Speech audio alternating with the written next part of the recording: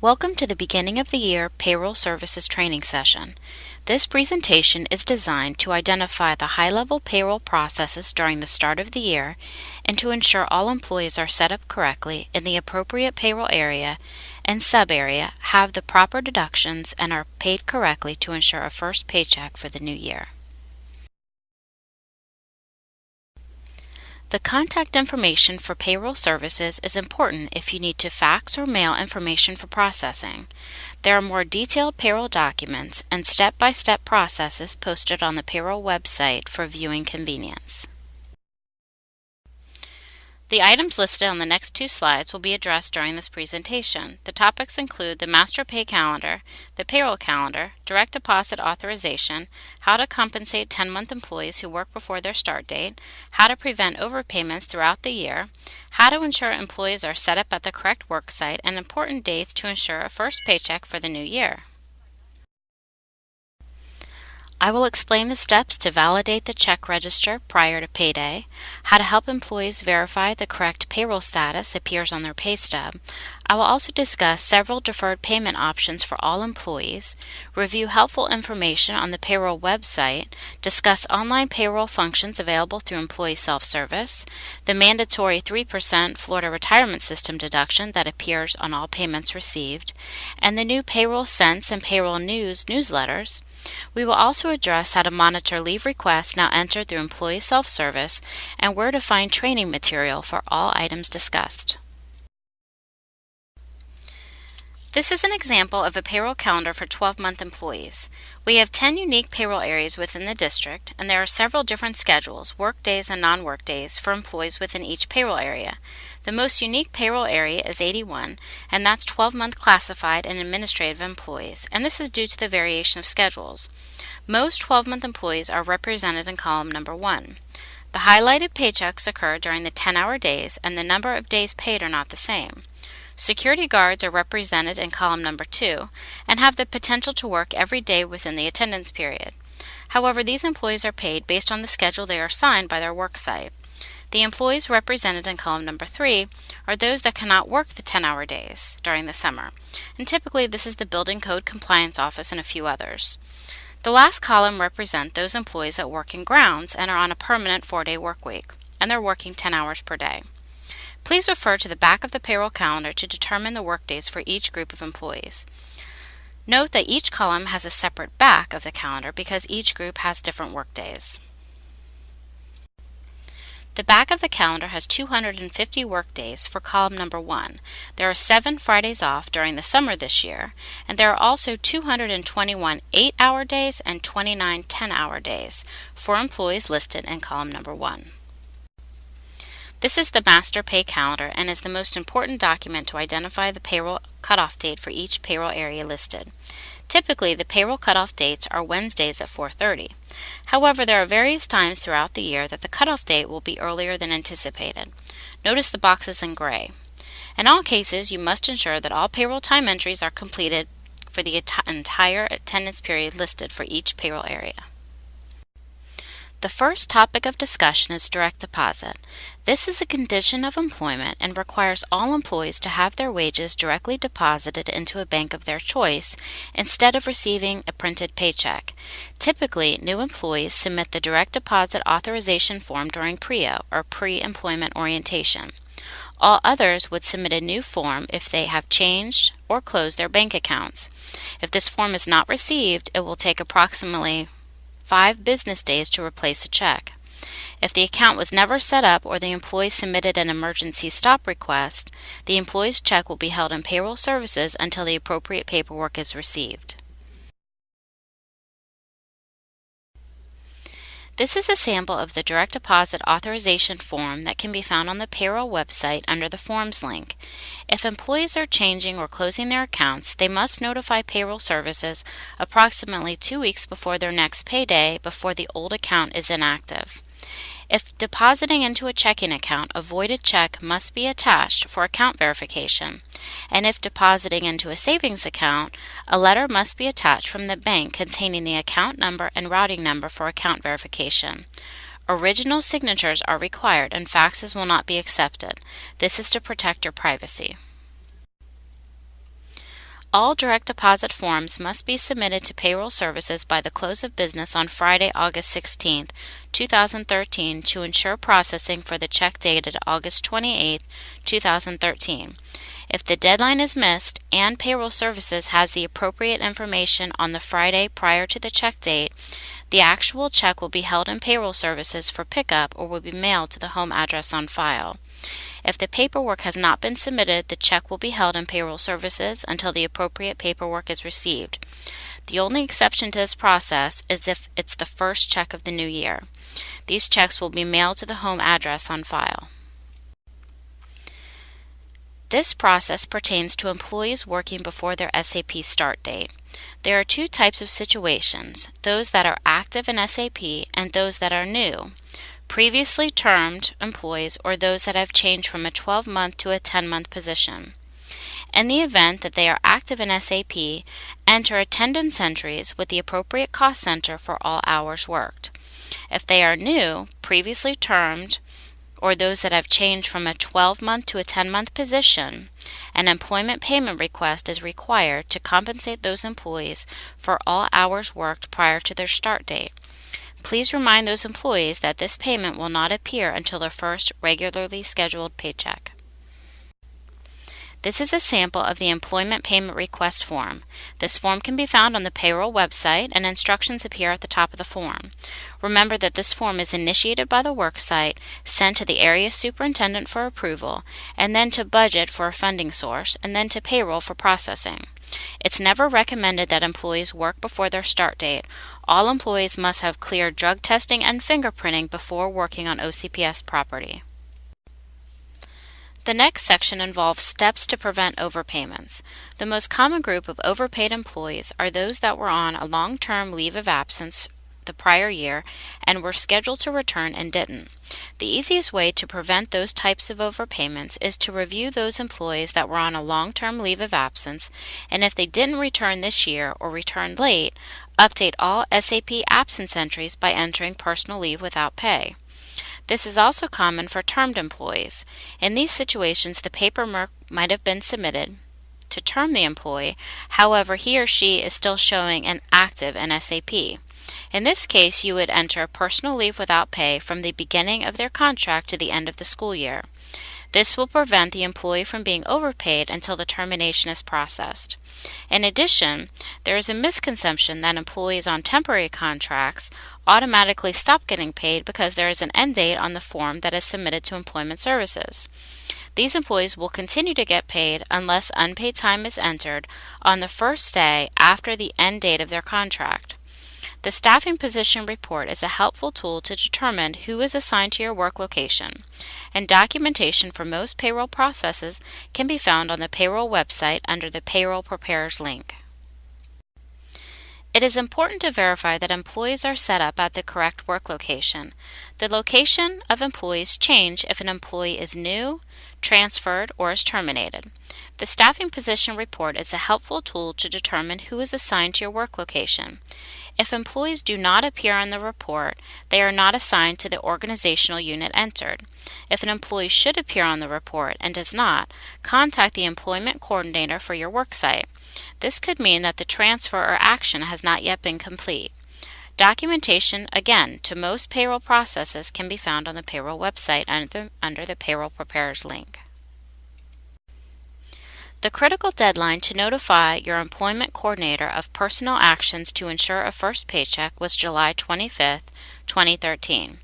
Notification for personal actions received after July 25th will continue to be processed as rapidly as possible. However, a first check cannot be guaranteed if notification is received after this date. The first paychecks of the new school year are processed in payroll beginning August 21st. The first paychecks of the new school year are dated August 28th, September 4th, and September 11th. New candidates must have the following items completed to ensure a first paycheck: a completed profile and selection in eRecruiting, the completion of employment paperwork at PRIO, successful drug screen and fingerprint results, certification and HR approval if instructional, and only HR approval if classified or hourly. If a candidate is being reappointed, all certification requirements must be met to ensure a first paycheck. The status of all new candidates should be monitored in e-recruiting. Run your staffing report or transaction ZH028 with a key date of 8/20/2013 to monitor the status of all staff members in SAP. If you need assistance, contact the appropriate Employment Services Coordinator or Staffing Manager. It is the worksite's responsibility to review and verify the check register for the first and second payrolls of the new year.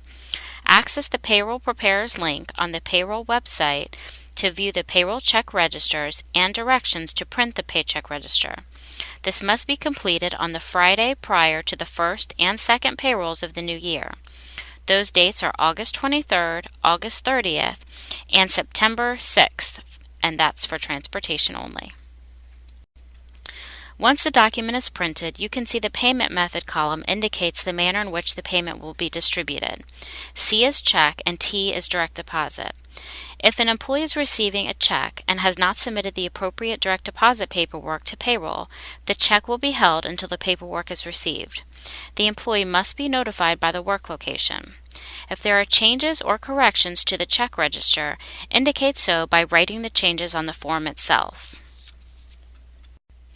The last page of the check register must be signed by an administrator once it has been reviewed, verified, and corrected. The signed check register must be emailed to Payroll Services and your employment coordinator before the close of business on the Friday in which it was received for changes and corrections only. This is typically the Friday before payday. If the check register is accurate, email the payroll representative only, specifically stating no changes to the check register for the check dated, and then list the check date. Please remind employees to verify their payroll status in the upper portion of their pay stub.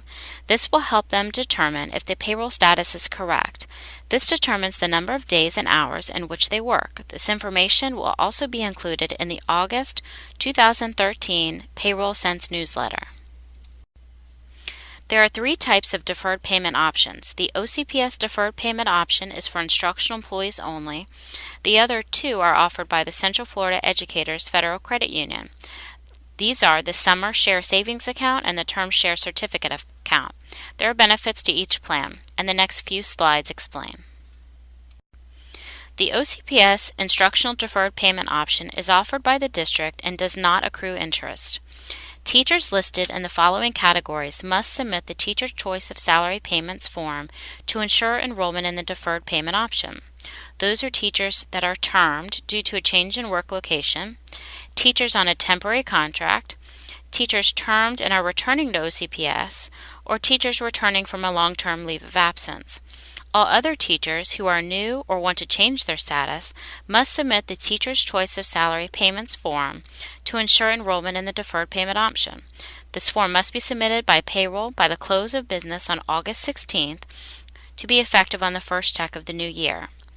The deferred payment plan is a net check. No deductions will be taken.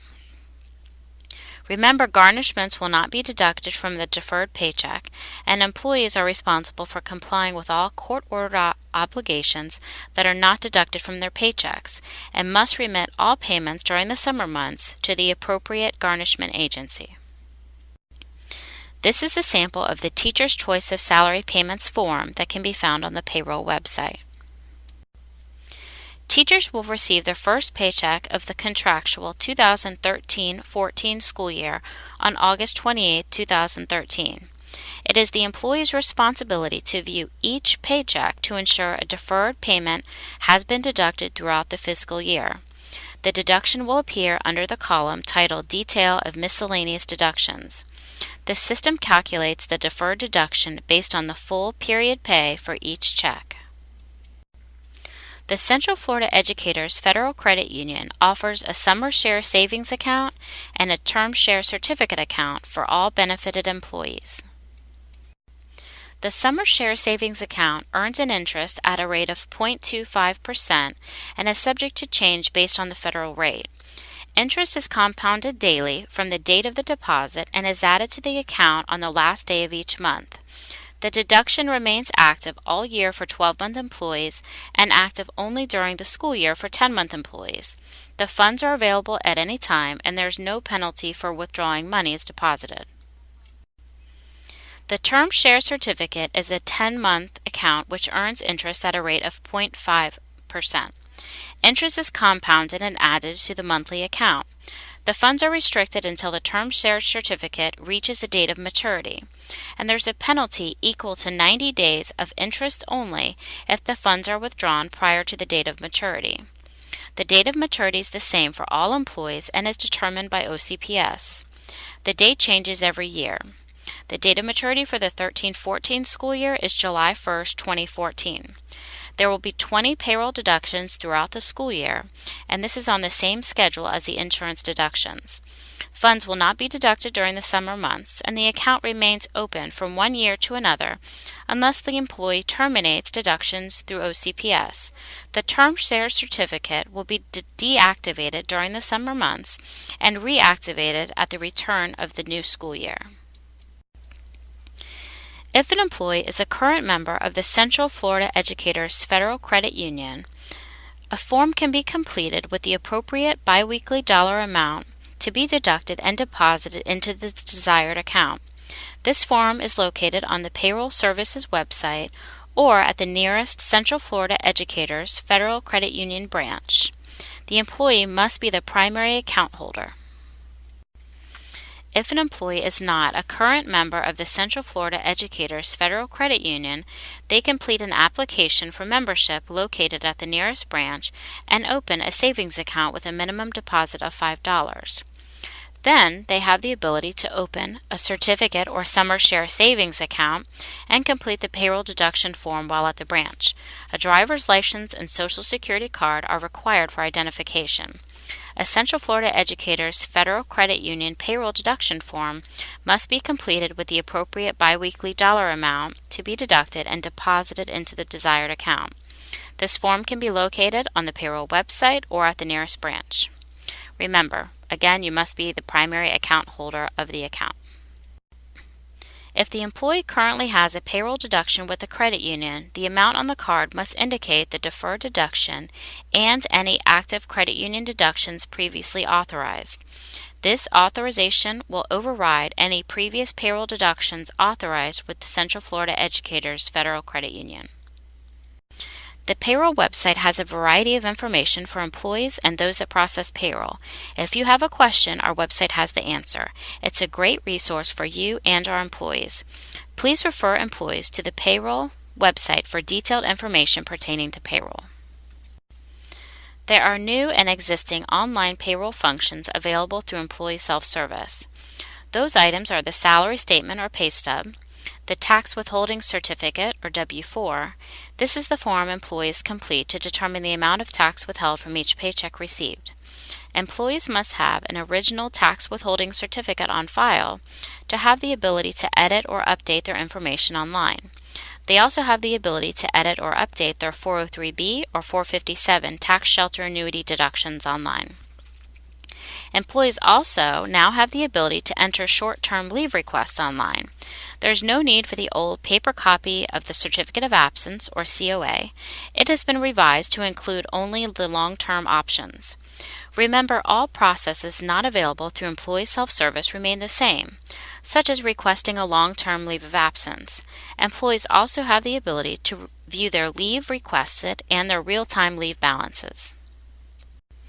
Senate Bill 2100 requires a mandatory 3% Florida Retirement Employee Contribution on gross compensation effective July 1, 2011. Gross wages are reduced by the amount of the pre-tax contribution before federal income tax is calculated. The deduction will appear under the detail of miscellaneous deductions on all payments received after July 1, 2011. The text will vary depending on the retirement plan for each employee. This will be communicated in the August edition of the Payroll Sense newsletter distributed to all employees. Payroll Sense is the payroll newsletter that communicates topics to all employees that are relative to that time of year. Please post them at your worksite to help alleviate questions pertaining to payroll. There are some occasions that there might be 2 issues for a given month depending on the volume of information that is critical for that time of year. These publications will be posted on the payroll website. Payroll News is a payroll newsletter that communicates topics for payroll preparers only. These topics are relative to that time of year. This will be the only method of communication regarding critical payroll information that you need to know to ensure everyone at your site is paid correctly. There might be occasions that there will not be an issue published for a given month, or there might be other occasions that there will be 2 issues for a given month, depending on the volume of information. If you do not receive this newsletter and are responsible for payroll or the backup for payroll, please email Pam Tormay and request to be added to the Payroll Preparers distribution list immediately. I can't stress enough the importance of reading and applying each section of this newsletter immediately when it's received. There could be serious financial consequences if this newsletter is not followed during critical times of the year. These publications will be posted on the Payroll Preparers page of the payroll website. There are several tools that have been designed to help you monitor leave requests that have been submitted at your worksite. The first step to the success of the online leave request is to ensure your organizational structure is correct. Your supervisor has access to a tab within self-service titled OCPS Apps. That is where he or she will go to drag and drop the appropriate staff under the supervisor in which they report. It's important that this step must be completed first. You can also generate the Position/Supervisor Org Structure Validation Report in SAP by accessing transaction ZH031. This report will display the current organizational structure and the chief or supervisor at each level. If you identify a change, your supervisor would need to access the OCPS tabs within self-service and drag and drop the appropriate staff accordingly. Remember to scroll to the bottom and save the changes. There are 3 new SAP reports that have been designed to help monitor leave requests and the status of those requests. The first report, ZP100, can be generated by calendar view or by date range. The expectation is that all employees will enter their own short-term leave requests online. However, we do know that there are circumstances when employees are out of paid leave, and unpaid time must be entered in SAP to prevent overpayments. That process remains in place and must continue. If you find yourself having to enter unpaid time for an employee, you must generate ZP100 for the date range you entered. The record that you entered will be highlighted in yellow. You must click on the personnel number of the record that you've entered and have the employee and supervisor sign the form that displays. This is the employee's authorization for you to complete the entry on his or her behalf. This form must be filed with all payroll records and retained at the worksite. There are several different statuses that will appear on the absence report. Sent means the employee has submitted the leave request for approval. Approved means the supervisor has approved the request.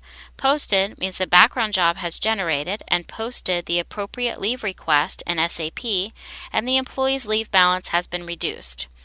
PA30 add means that someone other than the employee has entered the leave directly into SAP. Rejected means the supervisor has rejected the leave request. Deleted means the employee has deleted a leave request. It's important to know that deleted leave requests still route back to the supervisor for approval before the employee's leave balance is replenished. ZP101, or the Graphical Attendance Overview Report, displays the percentage of staff present and absent for the organizational unit or units entered. ZP103, or the SAP Generated Timesheet, should only be used as a reconciliation tool to ensure the time verification record or timesheet for all employees is always accurate. Remember, employees can submit changes to their leave request up to 1 month prior and 6 months in the future.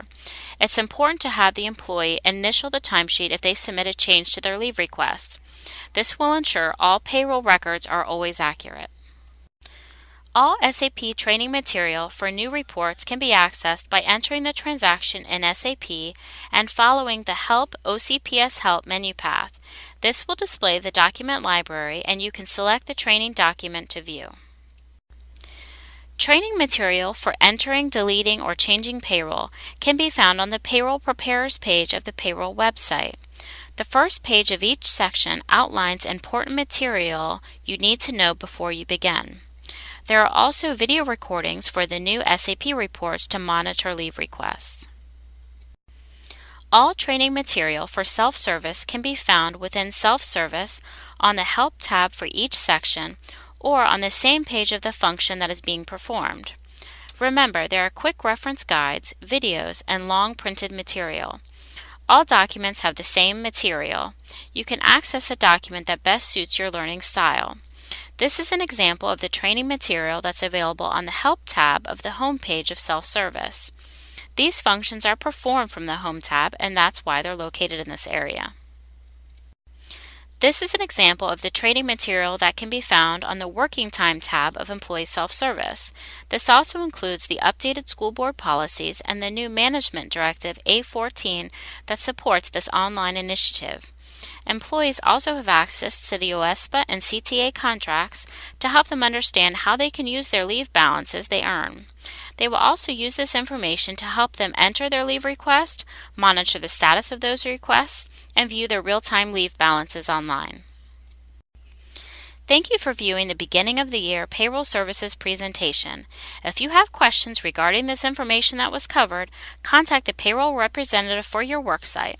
Remember, there are more detailed payroll documents, FAQs, and other helpful information posted on the payroll website and within Self-Service.